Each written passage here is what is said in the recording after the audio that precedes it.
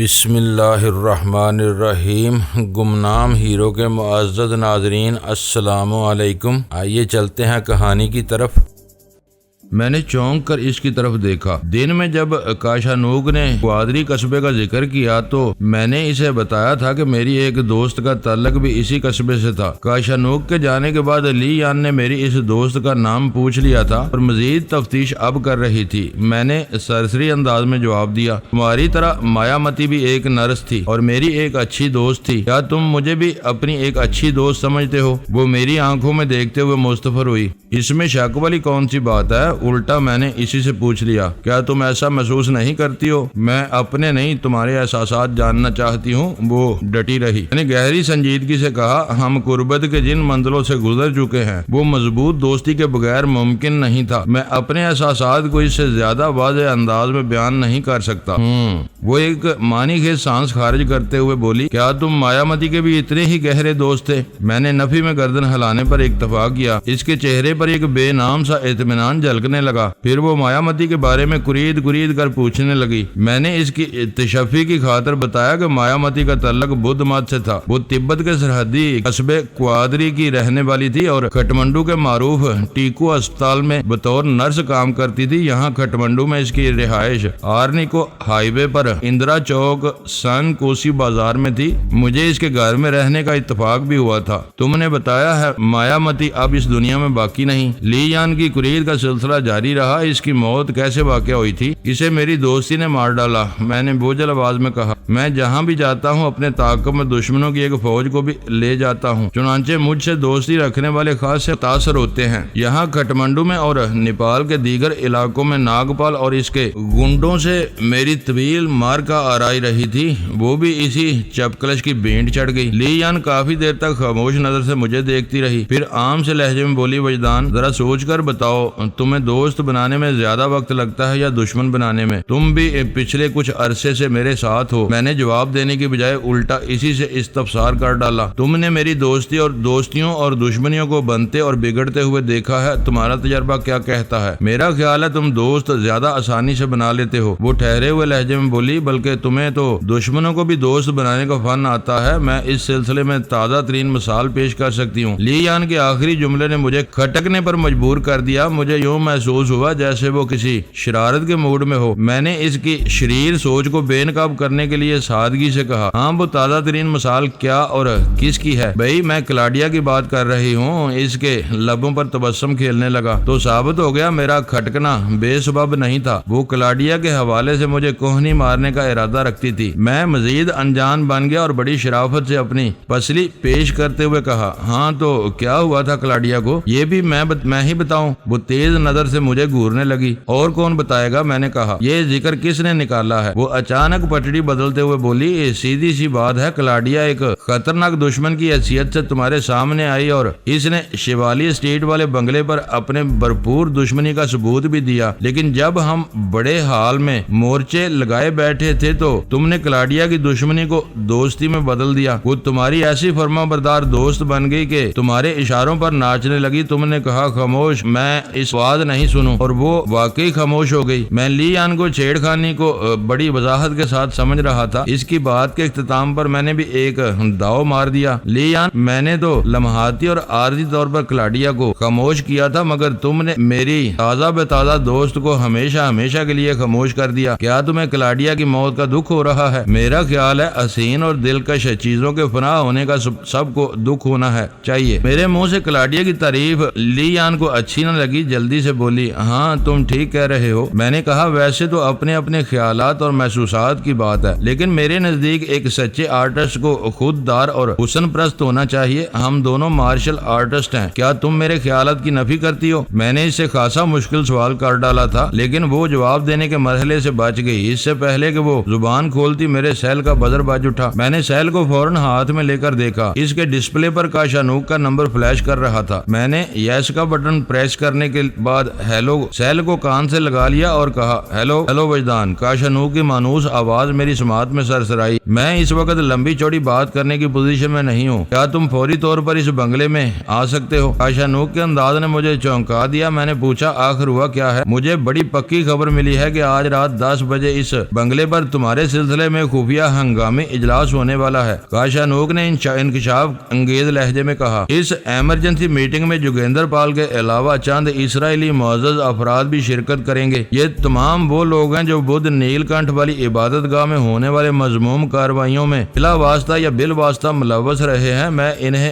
آج ہی فنا کے گھاٹ اتارنا چاہتا ہوں۔ اس نیک کام کے لیے مجھے تمہاری مدد کی ضرورت ہے۔ لوگ ربی موش ہیمن کے اماں پر بدھ نیل کنٹھ والی عبادت گاہ میں کسی بھی قسم کی تقریبی کارروائی میں شامل رہے تھے، وہ براہ راست میرے بھی دشمن تھے، کیونکہ پچھلے چند دنوں میں انسانی خون کے زیاں سے یہاں جو کھیل کھیلا جا رہا تھا، اس میں میری ساحل کو ایک مہرے کے طور پر استعمال کیا گیا تھا۔ مجھے اس بات کا بڑا قلق تھا، یہ قلق میری روح میں کسی پھانس کے مانند پیوست تھا۔ ان تمام ذمہ دار افراد کو سزا دینا میرا فرض بنتا تھا، اس طرح ربی کا کچھ نہ کچھ قرض چکتا کیا جا سکتا تھا۔ اس سنگین خیال نے میرے وجود میں سنسنی سی دوڑا دی۔ دوسرے ہی لمحے میں نے کاشانوک سے پوچھا تم مجھ سے کس قسم کی مدد چاہتے ہو؟ ہر قسم کی، وہ اٹل لہجے میں بولا۔ ٹھیک ہے، میں آ رہا ہوں۔ میرے لہجے میں بھی قطعیت شامل ہو گئی۔ ایک کام کرتے آنا، اس نے اضطراری انداز میں کہا۔ میری کپڑوں والی الماری کے زیریں حصے میں دھماکہ خیز مواد کی اچھی خاصی مقدار موجود ہے، وہ بھی اپنے ساتھ لے آنا۔ اسی خانے میں آتشی اسلحہ بھی رکھا ہوا ہے، اس میں سے اگر کسی ہتھیار کی ضرورت محسوس کرو تو اپنے پاس رکھ لینا۔ وہ ایک لمحے کو سانس لینے کے لیے متوقف ہوا، پھر سلسلہ کلام کو آگے بڑھاتے ہوئے بولا۔ اس سلسلے میں نے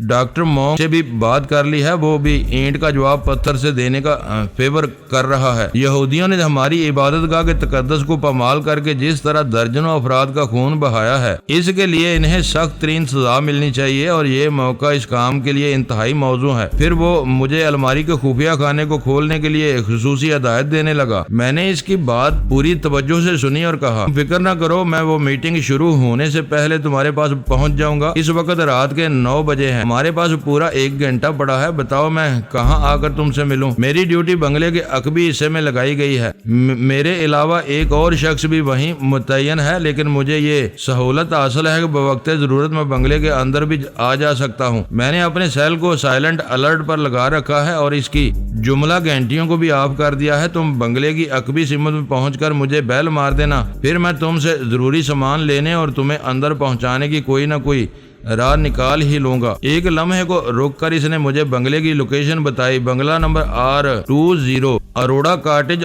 اور سینٹرل امیگریشن آفس کے درمیان واقع ہے۔ اس کی پشت شمال سمت میں دلی بازاروں کی طرف پڑے گی۔ میں نے ٹھہرے ہوئے لہجے میں کہا ٹھیک ہے، میں آ رہا ہوں۔ سیلولر رابطہ ختم ہوا تو مجھے لی یان کے سامنے حالات کی وضاحت کرنا پڑی۔ وہ حتمی لہجے میں بولی وجدان، میں تمہیں اکیلے نہیں جانے دوں گی، تمہارا وہاں کوئی کام نہیں ہے۔ میں نے سرسری انداز میں کہا تم ادھر ہی آرام کرو، میں بہت جلد واپس آنے کی کوشش کروں گا۔ نہیں وجدان، وہ نفی میں گردن ہلاتے ہوئے رات والی ضد پر اتر آئی۔ یا تو میں بھی تمہارے ساتھ جاؤں گی یا پھر تم بھی ادھر ہی رہو گے۔ میں نے کہا لی یان، صورتحال کو سمجھنے کی کوشش کرو، سمجھنے کے بعد ہی تو کہہ رہی ہوں۔ وہ میری آنکھوں میں دیکھتے ہوئے بولی۔ لی یان مجھے بدلی سی نظر آئی، بولڈ اور بے باک تو وہ پہلے بھی تھی۔ امریکی معاشرت انسان کو اور کچھ دے یا نہ دے، لیکن بولڈنس اور بے باکی ضرور دیتی ہے، مگر گزشتہ رات کے تجربے کے بعد سے میں اس ایک خاص قسم کی تبدیلی محسوس کر رہا تھا۔ اس کا انداز جل ککڑی کا سا ہو گیا تھا، مجھے یوں لگنے لگا جیسے وہ میرے کندھوں پر سوار ہو۔ یہ موقع ایسا نہیں تھا کہ میں بحث میں پڑھ کر وقت برباد کرتا، جب وہ کسی بھی طور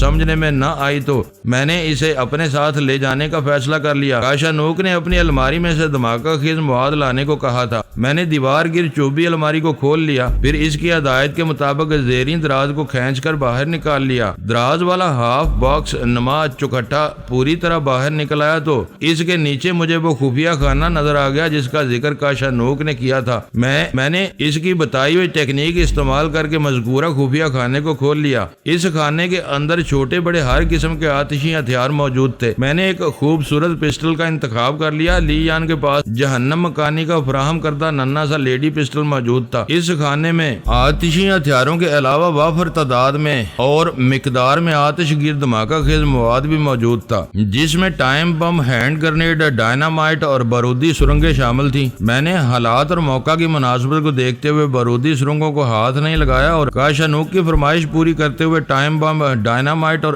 ہینڈ گرنیڈ کی بھاری مقدار اس بیگ میں بھر لی جس میں آج صبح کاشانوک ہمارا سامان لے کر آیا تھا۔ اس خطرناک اسلحے کو محفوظ کرنے کے لیے میں نے بیگ میں اوپر سے نیچے تک اپنے اور لی یان کے میلے کپڑوں کی ایک دبیج طے لگا دی۔ ٹھیک 10 منٹ بعد ہم گرم لباس میں ملبوس ہو کر پوری تیاری کے ساتھ گھر سے نکل پڑے۔ ہماری اس ہنگامی روانگی پر فلوجی نے حیرت کا اظہار کیا، لیکن جب میں نے اسے بتایا کہ ہم اس کے صاحب کے بلانے پر اس کے پاس جا رہے ہیں اور جلد ہی تینوں واپس آ جائیں گے تو وہ قدرے مطمئن ہو گیا۔ ہم پیدل چلتے ہوئے بدھ ناتھ ویلی سے باہر آ گئے۔ پھر مین روڈ پر آتے ہی ہمیں ایک ٹیکسی مل گئی۔ ٹیکسی والے سے میں نے دلی بازار چلنے کو کہا اور ہم دونوں ٹیکسی میں بیٹھ گئے۔ ٹیکسی میں سفر کے دوران میں میرے اور لی یان کے درمیان کوئی خاص بات نہیں ہوئی۔ میں زیادہ تر کھڑکی سے باہر ہی دیکھتا رہا۔ رات زیادہ نہیں بھیگی تھی، تاہم موسم کی شدت نے لوگوں کو گھروں کے اندر بند رہنے پر مجبور کر دیا تھا۔ سڑکوں اور بازاروں کی وہ رونق کہیں نظر نہیں آ رہی تھی جو دن میں دیکھنے کو ملتی تھی۔ ہماری ٹیکسی تاراگون ہوٹل کے پاس سے گزری۔ ہوٹل کے نیون سائن نے ٹھٹھرتی ہوئی رات میں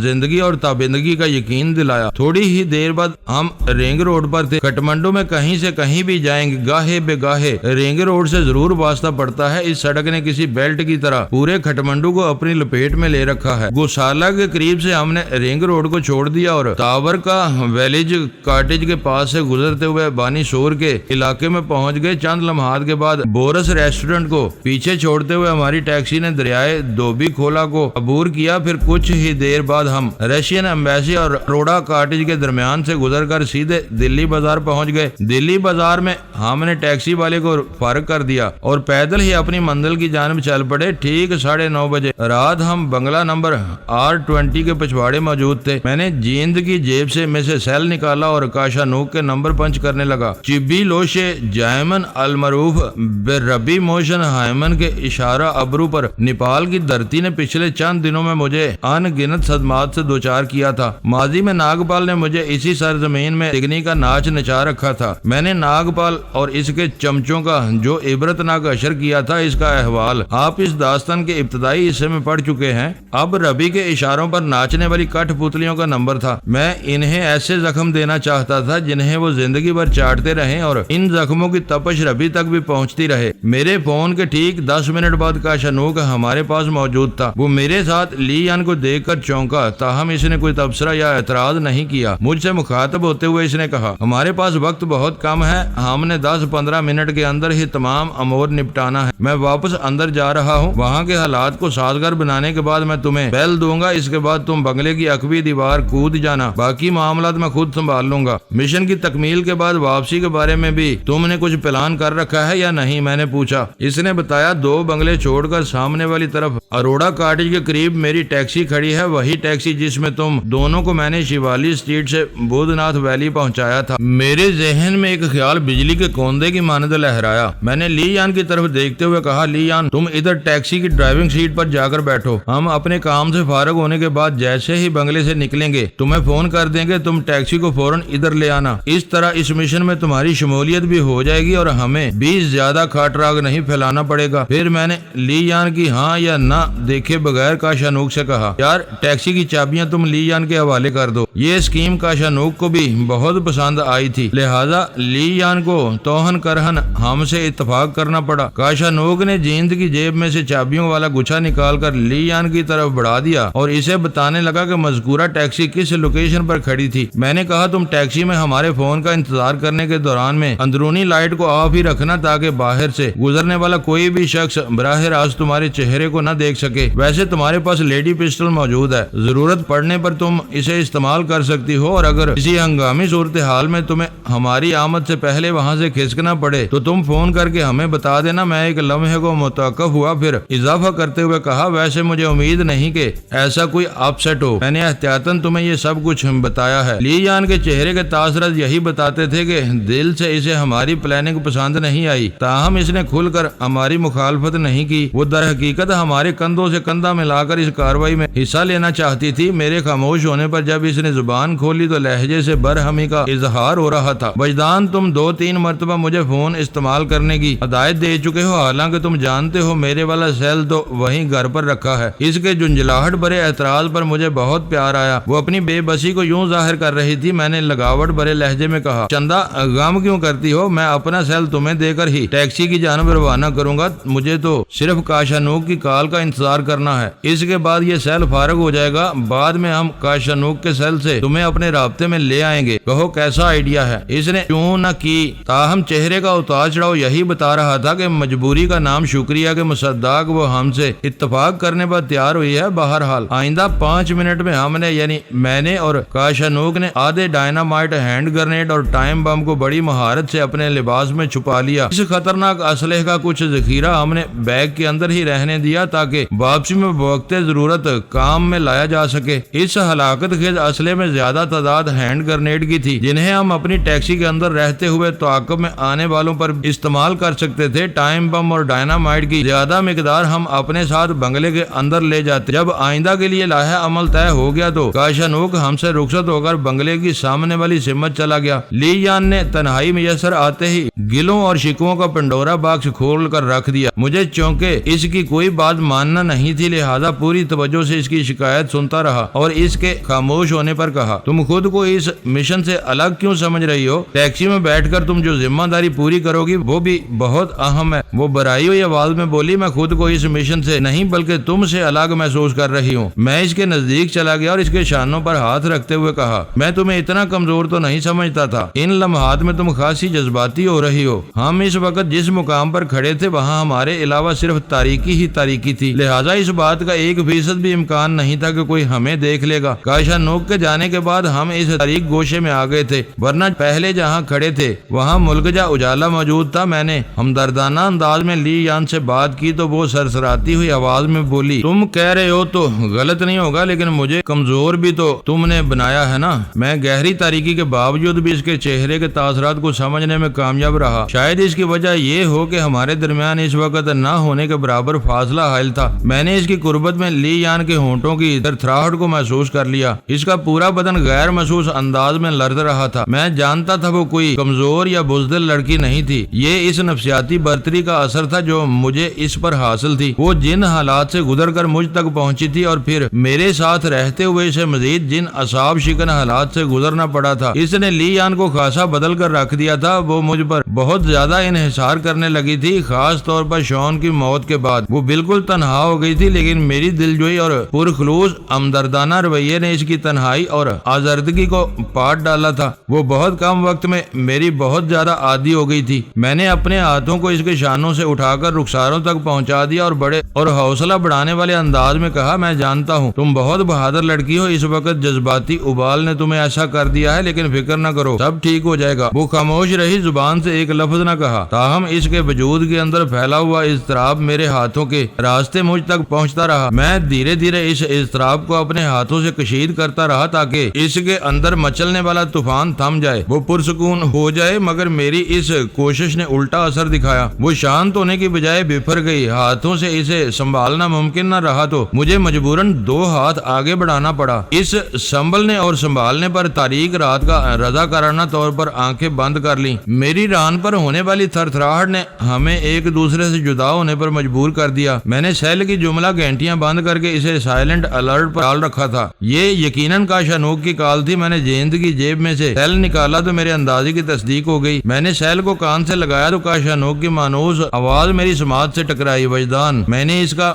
میدان صاف کر دیا ہے، 5 منٹ سے پہلے اندر پہنچ جاؤ۔ میں نے سیل کو رابطہ ختم ہونے کے بعد لی یان کے حوالے کر دیا اور تاکیدی لہجے میں کہا، جاؤ ادھر ٹیکسی میں بیٹھ کر میرا کال کا انتظار کرو، میں بہت جلد تم سے رابطہ کروں گا۔ اس نے سیل کو جیب میں ٹھونسا، ہینڈ گرنیڈ والے بیگ کو اٹھایا اور گڈ بائے کا عملی مظاہرہ کرنے کے بعد ٹیکسی کی جانب بڑھ گئی۔ کاشانوک نے 5 منٹ کے اندر مجھے عملی قدم اٹھانے کی ہدایت کی تھی۔ میں نے بنگلے کی عقبی دیوار کو اپنی نگاہ میں ناپ تول کر اندازہ لگایا، پھر اس کے اوپر چڑھنے میں مجھے کسی دشواری کا سامنا نہیں ہوا۔ بنگلے کے پچھواڑے گہری تاریکی کا راج تھا، ادھر سے کسی بندے بشر کے گزرنے کے امکانات نہیں تھے، اسی لیے بھی میں نے بڑے مطمئن انداز میں دیوار کی بلندی تک رسائی حاصل کر لی۔ اس کے بعد میں نے ایک نظر اندر کا جائزہ لیا اور کاشانوک کو دریافت کر لیا۔ بنگلے کے عقبی حصے میں ایک وسیع و عریض لان تھا اور کاشانوک اسی لان میں کھڑا منتظر نگاہ سے میری طرف دیکھ رہا تھا۔ مجھے دیوار پر موجود پا کر اس نے ہاتھ ہلا کر اشارہ کیا اور میں اس کا اشارہ پا کر آہستگی بنگلے کے اندر کود گیا۔ نرم اور دبیز گھاس سے میرے قدم ٹکرائے تو ایک مہوم سی آواز پیدا ہوئی، لیکن اس سبک آواز نے اس وسیع و کشادہ لان سے باہر جانے کی کوشش نہیں کی۔ میں اطمینان سے اٹھ کر کھڑا ہوا اور سیدھا کاشانوک کی سمت بڑھ گیا۔ کاشانوک مجھے اپنے ساتھ لے کر ایک کونے میں چلا گیا۔ ادھر قدرے تاریکی تھی۔ ہم اس تاریک گوشے میں پہنچے تو اس نے ایک گرم جیکٹ میری طرف بڑھاتے ہوئے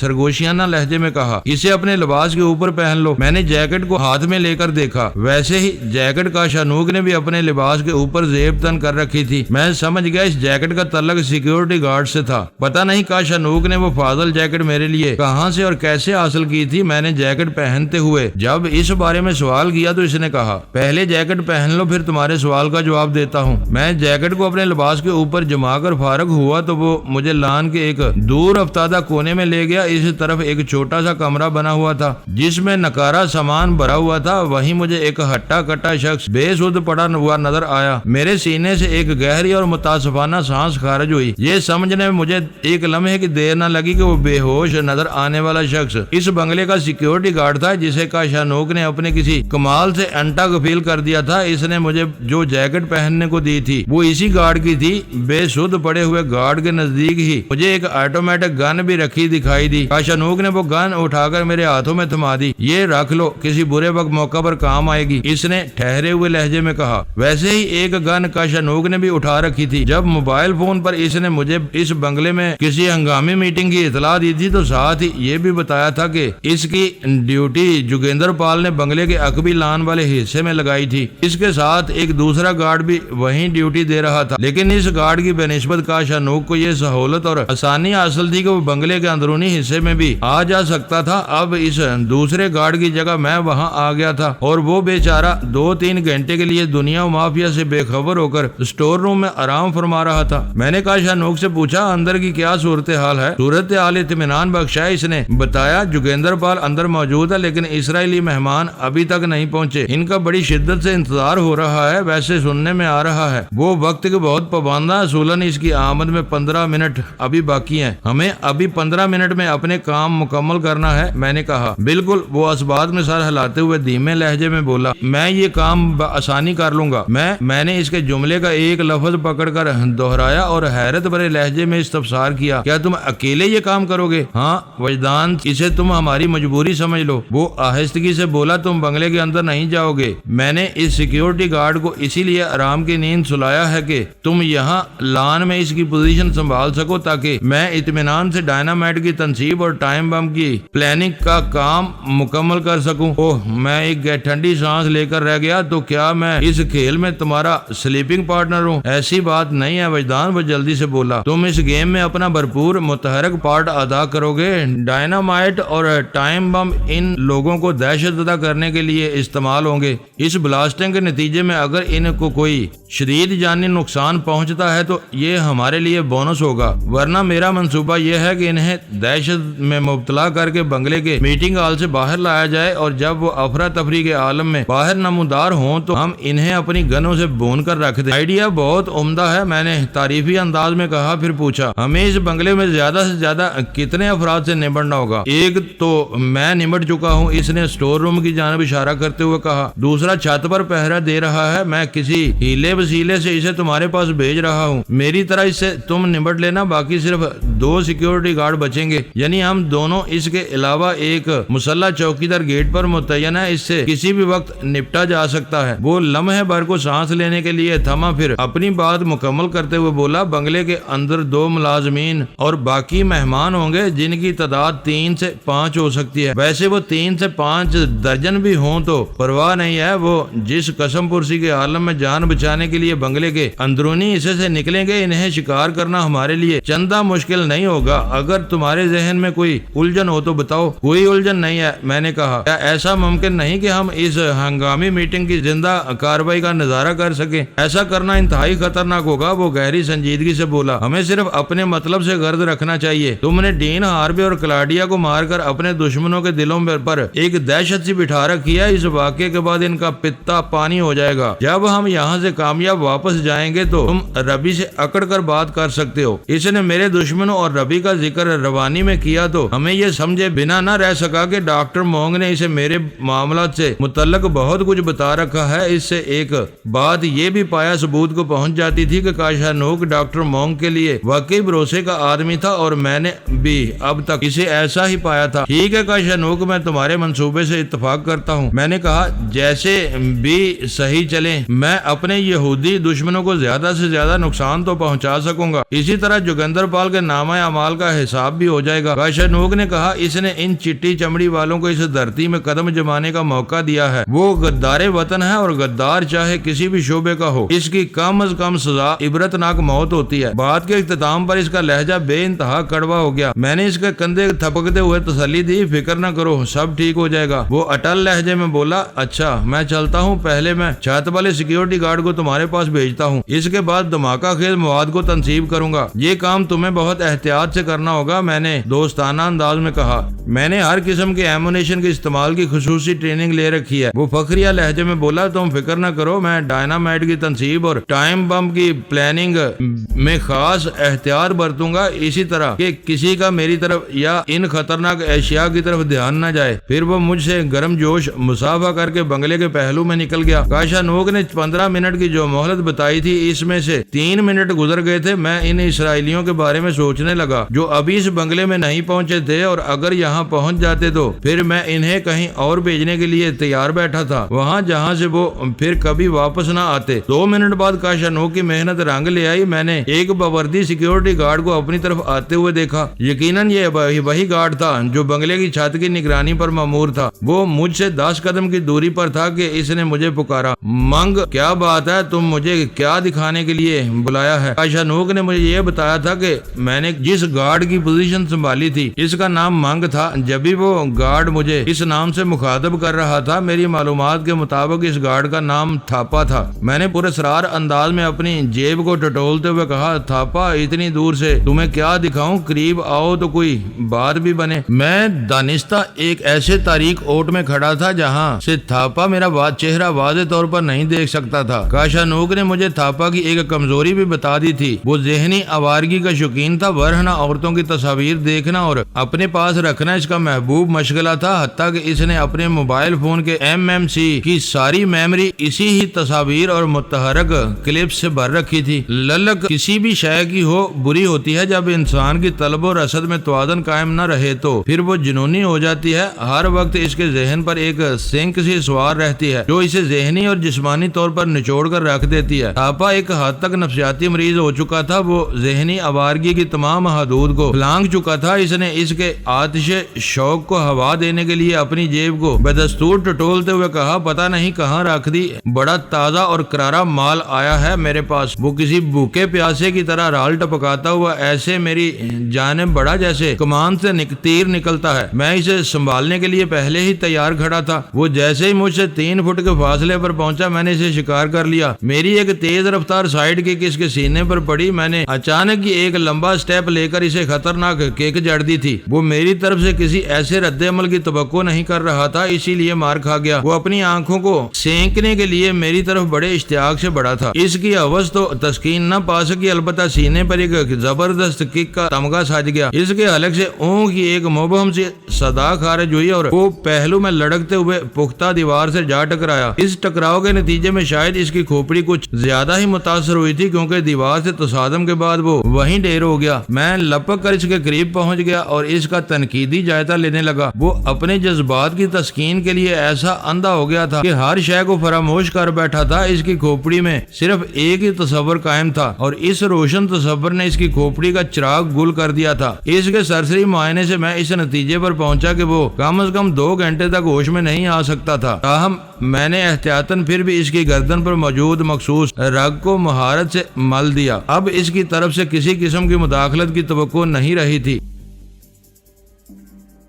معزز ناظرین، لائک کریں، شیئر کریں اور کمنٹس باکس میں پاک آرمی زندہ باد، پاکستان پائندہ باد کا نعرہ ضرور درج کر کے اپنے ملک پر فخر کریں اور پاکستان کی بنیادیں مضبوط کرنے میں اپنا کردار ادا کریں۔ ویڈیو دیکھنے کا شکریہ۔ معزز ناظرین، اپنا خیال رکھیے گا اور ہمارے چینل کا بھی۔ ISI پاک آرمی زندہ باد، پاکستان پائندہ باد۔